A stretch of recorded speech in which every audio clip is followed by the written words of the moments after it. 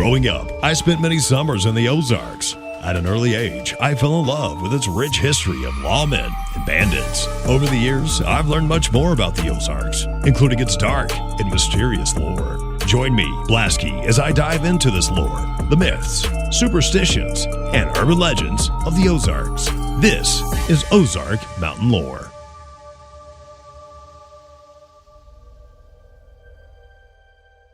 Most of us at some point in our lives have looked to the stars to catch a glimpse of something shooting across the sky. You might think it's a meteor, disappearing as quickly as it appeared. Or maybe it's space debris just burning up while re-entering the atmosphere. But for a brief moment, there's that little thought that creeps in from the dark corners of your mind. The thought that beckons the question, was it aliens? For generations, mankind has looked to the stars, wondering what could be out there beyond our sky. Is there life dwelling on other planets far from our galaxy? And a more important question, have they been here? Many have claimed to have seen unidentified flying objects or UFOs all across the world, and the Ozarks are no different. On this episode of Ozark Mountain Lore, we look to space to explain two of the most interesting tales of abduction that left the world wondering about the existence of intelligent life on other planets.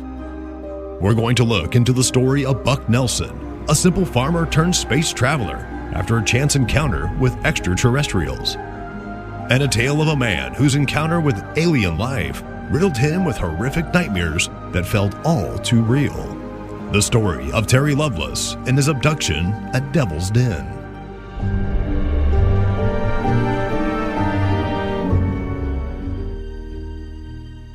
Starting with Buck Nelson, one of the first people in the Ozarks to have claimed to have been abducted. As stated before, he was just a simple farmer who only had a 6th grade education. He was born in Colorado back in 1895 and made his way to Mountain View later in his life, where he eventually settled on a plot of land where he lived all by himself. Buck could usually be seen every Monday morning waiting for the bank to open, then just periodically throughout the week. Friendly, but keeping to himself. Buck's simple life would turn upside down one summer night in July of 1954, when things at his quiet little farm erupted into a chorus of loud and frightened animals. Buck, trying to fix the interference on his radio, dropped it to run outside to see what all the commotion was about. And that's when he saw it. A round object floating directly above his head. Buck tried to focus on it with his bad eyes, and that's when it hit him. A beam of bright light shot out from the object, knocking Buck to the ground. He would later go on to describe this light as being brighter and hotter than our sun. You would think a light this bright and intense would have seared his skin, but on the contrary, Buck claimed that many of his physical issues had been cured. His vision repaired. His lower back pain was gone, and his other ailments no longer there. He couldn't believe it. But before he knew it, the round object took off back into the sky. According to Buck, this was not the last time he would be visited by the object. Buck claimed that some months later, the object would return to his farm, and this time it spoke to him. In Buck Nelson's book, My Trip to Mars, the Moon, and Planet A, that he would later publish recalling his experiences, he wrote, "They said they would like to land in the back pasture where there was a spring. They wanted to know if I would allow them to land many times if necessary. They didn't land this time and only talked for a few minutes. Then they bid me a goodbye and said, 'We'll see you again,' which Buck said they did in April of 1955. This time, the craft would land in the back pasture as requested. To Buck's surprise, what exited the craft wasn't little green men or a large black-eyed, gray-skinned creature with a bulbous head. Instead, it was a young man that went by the name of Bucky. And instead of some kind of spacesuit, he was wearing purple overalls. With him, his co-pilot Bob, and a dog that weighed well over 300 pounds. Bucky and Bob told Buck to go clean himself up and that they would take him with them, but only if he would tell the world of what he had learned upon his return. Buck agreed, and the three of them boarded the craft and took off to which he claimed was the Moon, Mars, and Venus. Buck's account of Venus, Mars, and the Moon are very different to what we know today. According to Buck, the Moon was a mining colony, and Mars, well, he detailed it as being not much different than the Ozarks, and that the land was being used as a farming colony. Everything was powered by electricity and magnets. There was no wars and no need for police, and they even had their own version of the 10 Commandments. After his visit, Buck returned to his home in Mountain View. Bucky would go on and give Buck a stark warning, saying that he had seen many civilizations destroyed again and again with atomic power. He would continue on by saying humans' use of nuclear power was being misused and would destroy everybody once again.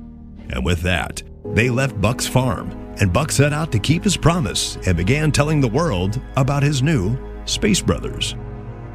He started out by writing an article about what he had learned from his companions and published it in the Springfield Leader and Press, calling for the world to give up atomic power.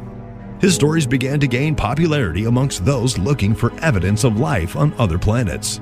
He was asked to speak about his experiences at conferences and even became a prominent figure in the UFO community.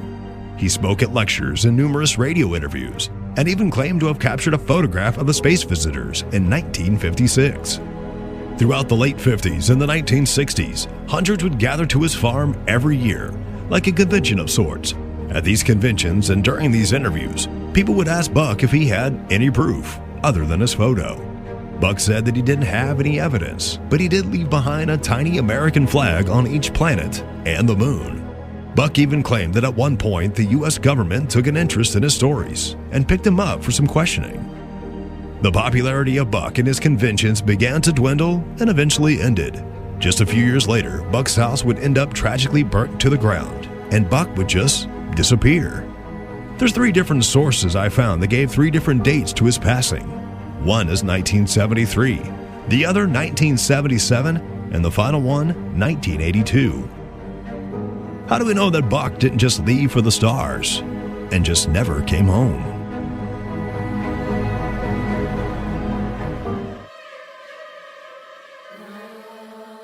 Now, I will admit, Buck's story seems more like an adventure filled with wild stories of a mining colony on the moon and a utopian society on Venus.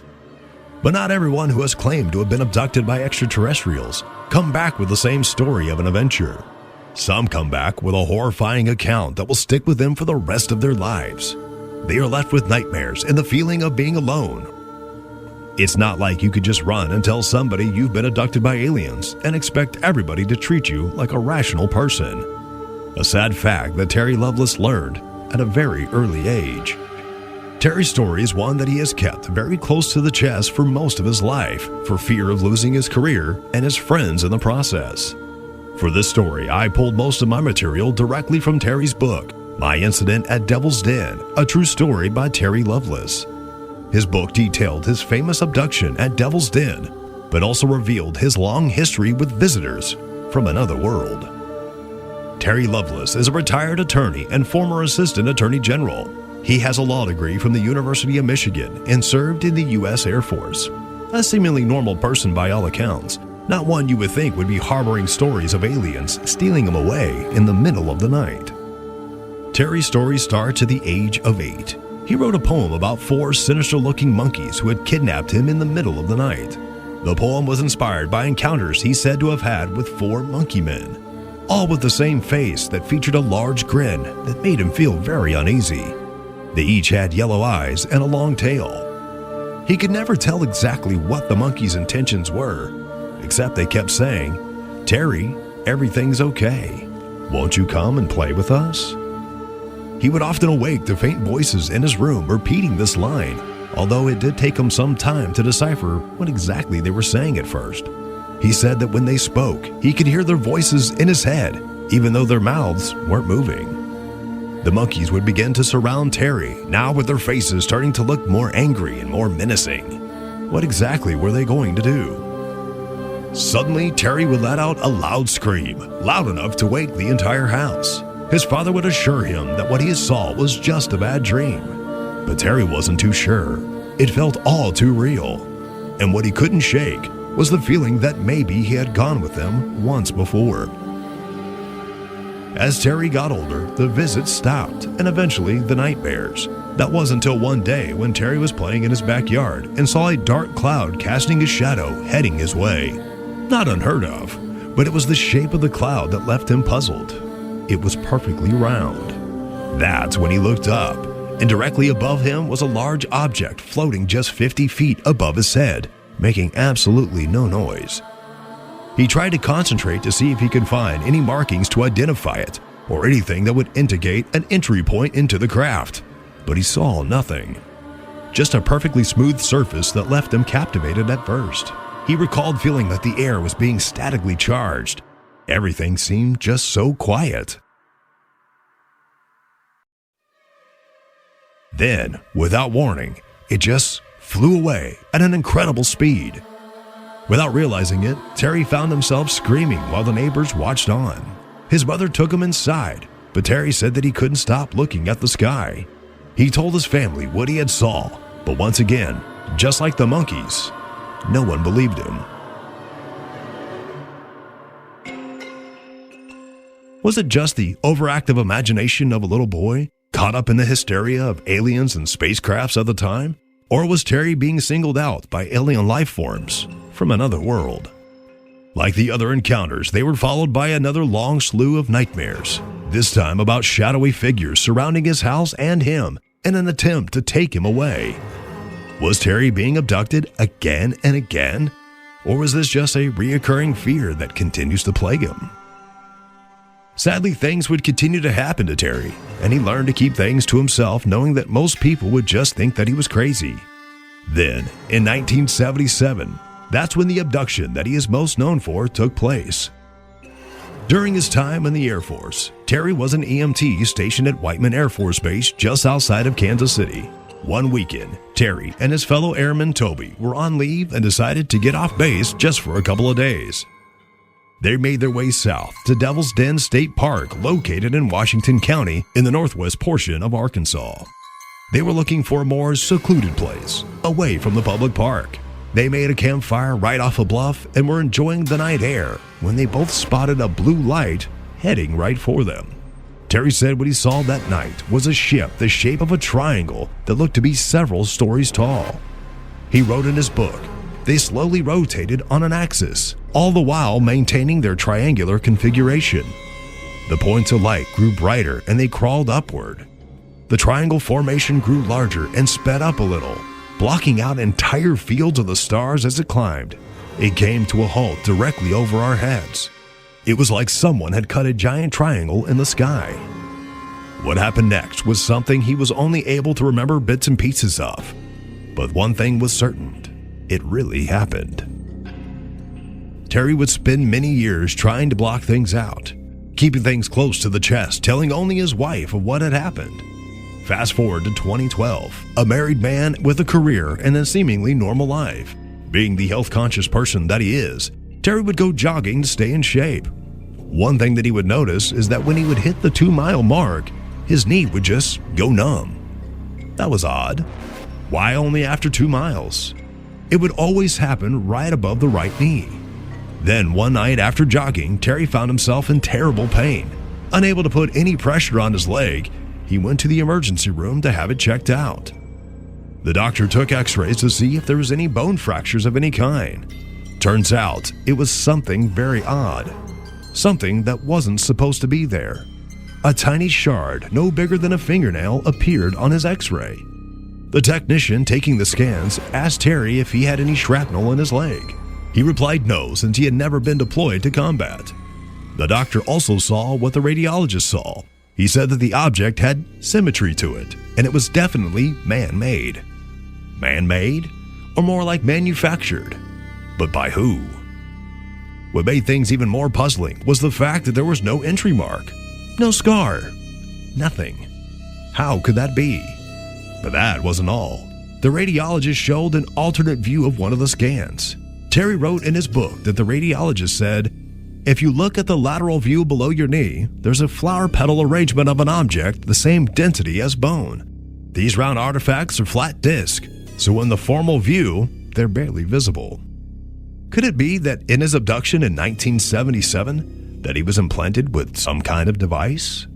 I think it's easy to say that someone would be at a loss for words after learning about such news. But what did it mean? And where did it possibly come from? The doctors opted not to remove it, considering that they weren't sure it was the cause of his pain. They wrote it off as what they call a Baker's cyst, a fluid sac behind the knee. Confused and curious by the hospital's findings, Terry began to research other stories similar to his. To his shock, there were several accounts that were just like his. Are aliens picking people up, tagging them, and then releasing them back into the wild like some strange interstellar conservation project? Unfortunately, the trip to the ER had awoken terrible nightmares that had been laying dormant for some years. Terry noticed, though, that these nightmares seemed to be happening in some kind of order, like he was reliving an old memory. His wife encouraged him to journal all of his nightmares. By doing so, he had learned that he was reliving the night at Devil's Den. And that's where I'm going to leave Terry's story. If you are someone who finds these kind of encounters intriguing, I recommend that you read his story for yourself. Things do take a turn and go down a very interesting rabbit hole. But looking at what we know so far, it's hard to argue that all of this was just in Terry's head. I mean, sure, it's easy to dismiss a child as simply having an overactive imagination, but an adult? And with a witness? How can Terry and Toby both be imagining things? It's one of those Ozark mysteries we may never solve.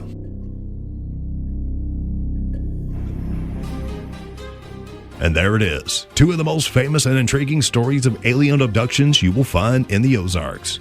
One, a man who saw the stars as a chance to explore.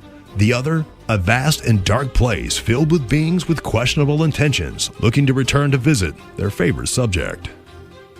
Remember these stories the next time you look to the sky and see something darting across the stars. It could just be a meteor, or maybe extraterrestrials planning to visit our little blue planet. On next week's episode of Ozark Mountain Lore, another collection of horrific and ghostly urban legends just in time for Halloween. For more content, follow Around the Ozarks on Facebook, TikTok, Instagram, and X, or go to AroundTheOzarks.com and subscribe to the daily newsletter so you don't miss when new episodes drop.